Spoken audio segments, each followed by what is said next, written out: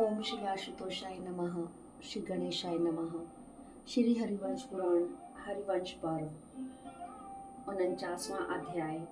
ब्रह्मलोक में भगवान विष्णु का सत्कार। जन्मेजय ने पूछा, ब्रह्मन, देवाधिदेव कमल योनि ब्रह्मा जी के साथ ब्रह्मलोक में जाकर भगवान विष्णु ने क्या किया? दैत्यों के संहार का कार्य पूर्ण हो जाने पर देवताओं द्वारा जिनका भली भांति सत्कार किया गया था, उन भगवान विष्णु को आदिदेव ब्रह्मा जी ब्रह्मलोक में किस लिए ले गए? ब्रह्मलोक में उनका कौन सा स्थान है? वहां उन्होंने किस योग का आश्रय लिया अथवा उन भूत भावन सर्वव्यापी श्री हरि ने किस नियम को धारण किया? वहां रहते हुए भगवान विष्णु की विपुल संपत्ति को, जिसकी देवता, असुर और मनुष्य सभी पूजा करते हैं, यह सारा विशाल जगत कैसे पाता है? ग्रीष्म ऋतु के अंत में आषाढ़ मास की शुक्ला एकादशी को भगवान कैसे शयन करते हैं? वर्षा काल बीतने पर कार्तिक की शुक्ला एकादशी को किस प्रकार जागते हैं?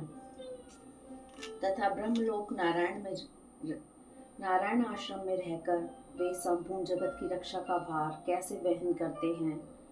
विप्रवर, दिव्य धाम में स्थित भगवान विष्णु का जो दिव्य चरित्र है, वह सब यथार्थ रूप से विस्तार पूर्वक मैं सुनना चाहता हूँ।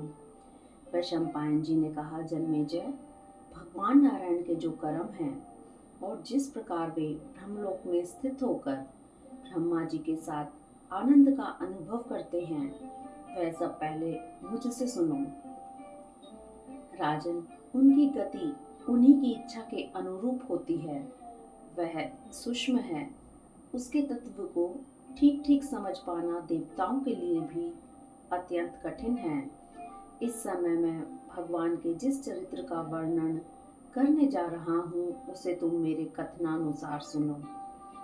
ये श्री नारायण देव सर्वलोक में और ये तीनों लोग भी इन्हीं के स्वरूप हैं। ये ही सर्वदेव में है और स्वर्ग के संपूर्ण देवता एतन में इन्हीं के स्वरूप अर्थात विष्णु में हैं। प्रत्येक वस्तु के पार तत्व अनंत चरम सीमा का चिंतन करने वाले बहुत से विचारक उन भगवान का पार नहीं देख पाते हैं, परंतु ये भगवान माधव संपूर्ण जगत के परम पार को भली भांति जानते हैं। ये इंद्रियों के अविषय हैं और संपूर्ण देवता इन्हीं का अनुसंधान करते रहते हैं। इन्हीं भगवान विष्णु का उस समय ब्रह्मलोक में घटित हुआ जो प्राचीन वृतांत है, उसे सुनो। उन भगवान विष्णु ने ब्रह्मलोक में जाकर पितामह के निवास स्थान का दर्शन करके वेदोक्त विधि से वहां के समस्त ऋषियों को प्रणाम किया। उन महातेजस्वी श्री हरि ने पूर्वाह काल की क्रिया पूर्ण करके प्रातः स्वन के समय महर्षियों की दी हुई आहुति ग्रहण करने वाले अग्निदेव का दर्शन करके उन्हें प्रणाम किया। उन्होंने वहां अपने ही दूसरे विग्रह को विराजमान देखा, जिसका यज्ञों में महर्षिगण घी की आहुतियों द्वारा पूजन कर रहे थे और जो प्राप्त हुए यज्ञ भाग को स्वयं ही ग्रहण कर रहा था। उन अचिंत्य स्वरूप भगवान ने ब्रह्म तेज से संपन्न एवं वंदनीय ऋषियों को प्रणाम करके उस सनातन ब्रह्मलोक में घूमना आरंभ किया। उन्होंने वहां यज्ञों में स्थापित किए गए बहुत से ऊंचे ऊंचे यूपों को देखा, जो सिरे पर काठ के बने हुए छल्लों से विभूषित थे। ब्रह्म ऋषियों ने उनमें सैकड़ों प्रकार के चिन्ह अंकित किए थे।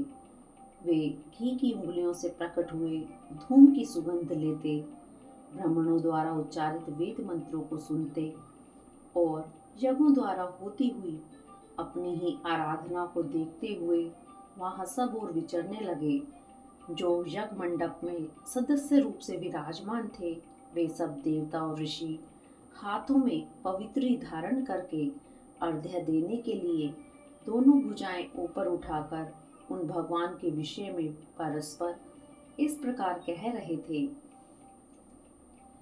देवताओं में जो भी शक्ति सामर्थ्य आदि है वह सब उन्हें भगवान जनार्दन से ही प्राप्त हुआ है। देवताओं से जो भी कुछ प्राप्त होता है उसे भगवान मधुसूदन का प्रसाद ही समझो। संसार के मनुष्य विद्वानों के मुख से जिस जगत को अग्नि और सोम का कार्य जानते हैं उसके कारण भूत वे सोम और अग्नि तथा यह कार्यभूत जगत भी सनातन विष्णु रूप ही है। यह बात तुम्हें भी विदित है। जैसे दूध से दही बनता है और दही से मथने पर घी प्रकट होता है, उसी प्रकार भूतों के मथ जाने पर अर्थात चित्त को एकाग्र करके सूक्ष्म तत्व का चिंतन करने पर यह ज्ञात हो जाता है कि सारा संसार भगवान जनार्दन से ही प्रकट हुआ है। जैसे चेतना से व्याप्त भूतों और इंद्रियों द्वारा उनके नियंता परमात्मा का स्वतः ज्ञापन या प्रतिपादन हो जाता है, उसी प्रकार अनुग्रह आदि गुणों से युक्त देवताओं, वेदों और लोकों द्वारा उनके अंतर्यामी आत्मा रूप से श्री हरि का बोध हो जाता है। जैसे भूतल पर देहधारी प्राणियों को जो देहे और इंद्रियों की प्राप्ति हुई है उनका संबंध पार्थिव भूतों से है, उसी प्रकार स्वर्ग लोक में देवताओं का जो बल और ऐश्वर्य प्राप्त हुए हैं उनका संबंध भगवान विष्णु से ही है। ये भगवान विष्णु ही यज्ञ करने वाले यजमानों को उनके यज्ञों का फल प्रदान करते हैं। ये परम पवित्र और स्वतंत्र हैं। संपूर्ण लोकों का संचालन सूत्र इन्हीं के हाथ में है। जैसे वाणी की माधुर्य का वर्णन वाणी द्वारा ही संभव होता है, उसी प्रकार श्री विष्णु के स्वरूप का प्रतिपादन स्वयं विष्णु ही कर सकते हैं। दूसरों के लिए इनकी महिमा अनिर्वचनीय है। तदंतर भगवान को देखकर ऋषि बोले, सुरश्रेष्ठ, आपका स्वागत है। महातेजस्वी पद्मनाभ, आप वेद मंत्रों द्वारा यज्ञ संबंधी आतिथ्य सत्कार ग्रहण करें। इस यज्ञभूत पाद के आप ही उत्तम पात्र हैं, क्योंकि आप ही वेद मंत्रों द्वारा पावन अतिथि बताए गए हैं, जिनके विषय में हम सदा सुनते और जानते आए हैं। उन्हीं का आज प्रत्यक्ष दर्शन हुआ।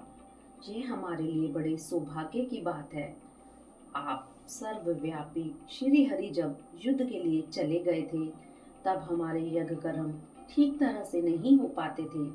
जिसका संबंध भगवान विष्णु से ना हो, उस जिसमें वे उपस्थित ना हो, उस यज्ञ का कार्य ठीक से संपन्न नहीं होता। आज आपकी उपस्थिति से हमारा यज्ञ सफल हो गया। आपका प्रकट होना ही दक्षिणाओं से संपन्न यज्ञ का प्रमुख फल है। आज आप यहाँ अपने आप को हमारे द्वारा पूजित देखेंगे।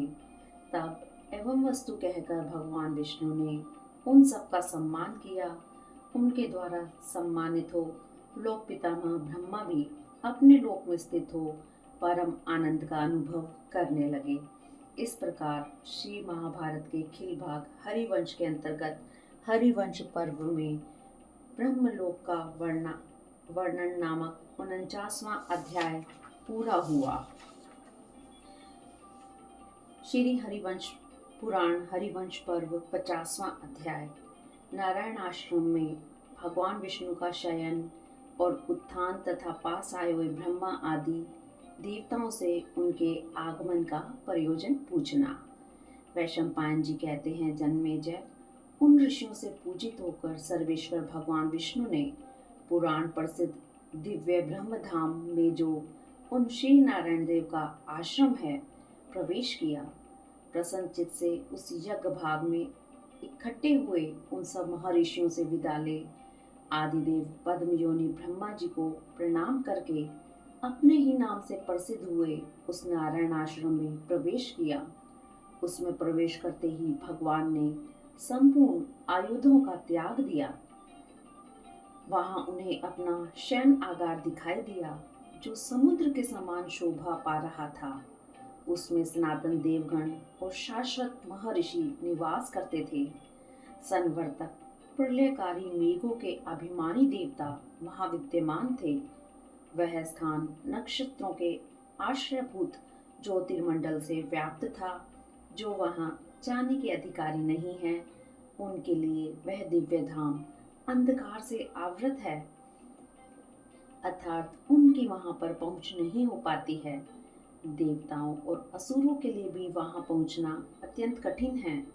वहां न तो वायु की, न चंद्रमा की और न सूर्य की ही पहुंच हो पाती है। वह दिव्य देश भगवान पद्मनाभ के सच्चिदानंद में श्री विग्रह की तेजो राशि से ही आवृत एवं प्रकाशित है।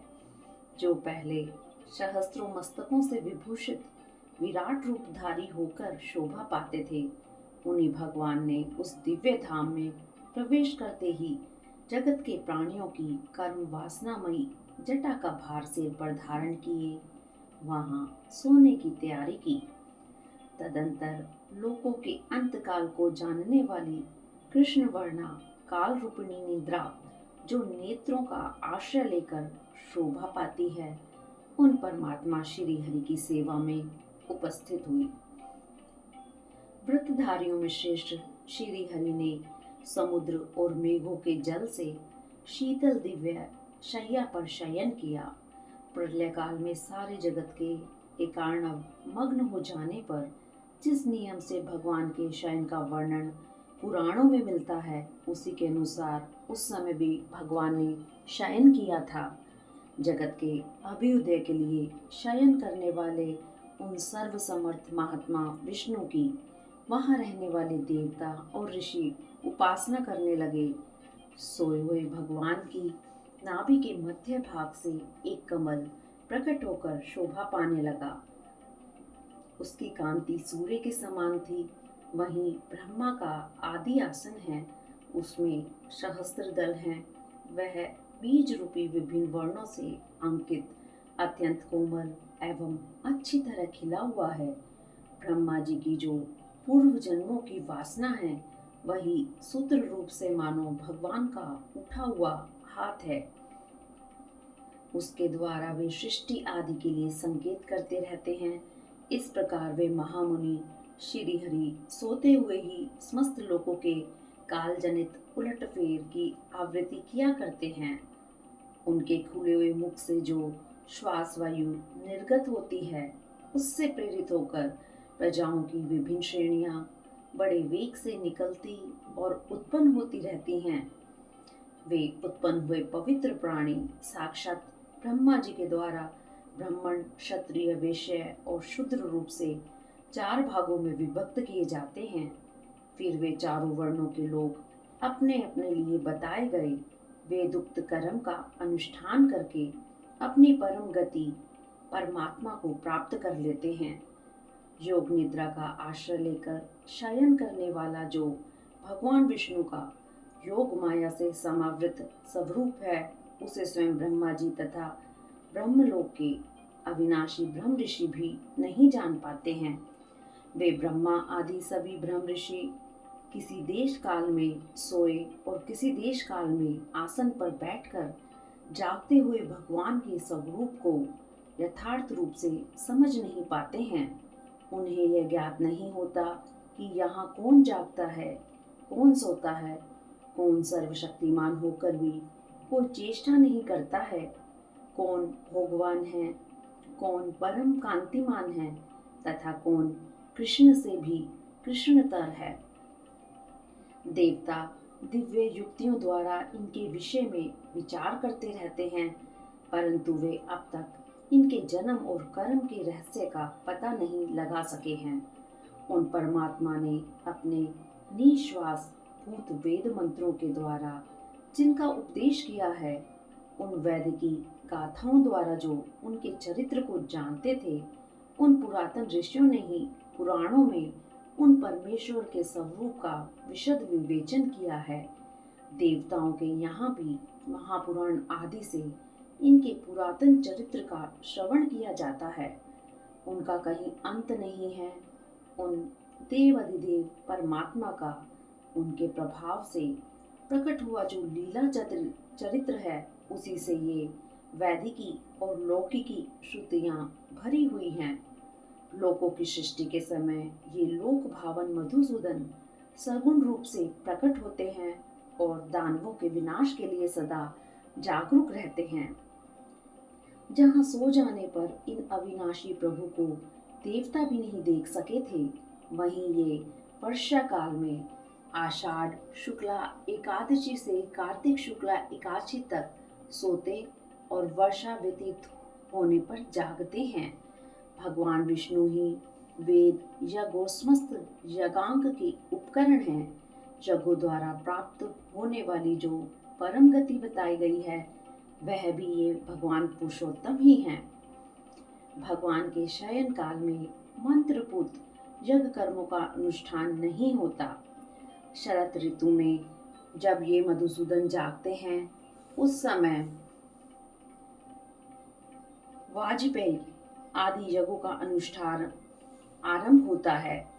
भगवान विष्णु के शयन करने पर मेघों के स्वामी देवराज इंद्र स्वयं ही प्रजा पालन रूप वैष्णव कर्म का संपादन करते हैं और वे ही लोगों से वर्षा ऋतु में होने वाले जल संबंधी कर्म का अनुष्ठान करवाते हैं।